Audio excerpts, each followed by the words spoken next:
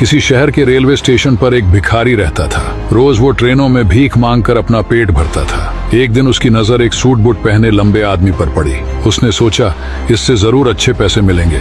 वह उसके पास गया और बोला, साहब कुछ दे दीजिए। लंबा आदमी मुस्कुराया और बोला, तुम हमेशा मांगते ही रहते हो, कभी किसी को कुछ देते भी हो? भिखारी शर्मा गया, साहब मैं तो भिखारी हूँ, देने के लिए मेरे पास क्या है?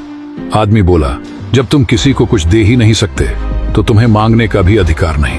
इस दुनिया में लेने देने का नियम चलता है, जब तक दोगे नहीं मिलेगा भी नहीं। और वह ट्रेन में बैठकर चला गया। उसकी बात भिखारी के दिल में तीर की तरह चुभ गई। 2 दिन तक वह यही सोचता रहा, शायद मुझे भी इसलिए कम मिलता है क्योंकि मैं किसी को बदले में कुछ नहीं देता। तीसरे दिन उसने स्टेशन पर खूबसूरत फूल खिलते देखे।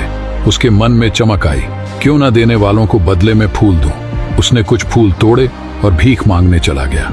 अब जब भी कोई उसे पैसे देता वो बदले में मुस्कुराकर एक फूल दे देता। लोग खुश होते और उसे पहले से ज्यादा पैसे देने लगे। भिखारी समझ गया, देने में ही पाने का रहस्य है। एक दिन वही लंबा आदमी फिर स्टेशन पर दिखा।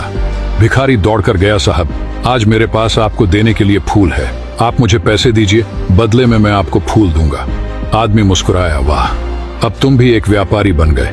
भिखारी की सोच बदल चुकी थी। अगले दिन से वह स्टेशन पर नहीं दिखा।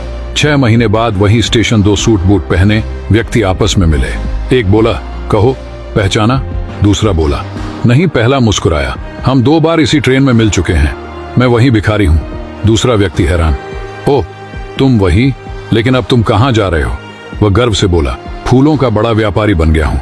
लोगों ने मेरी भीख नहीं खरीदी, मेरे फूल खरीदे। आपने सिखाया था जब तक हम कुछ देते नहीं हमें मिलता भी नहीं। उस दिन से मेरी सोच बदल गई और मेरी किस्मत भी।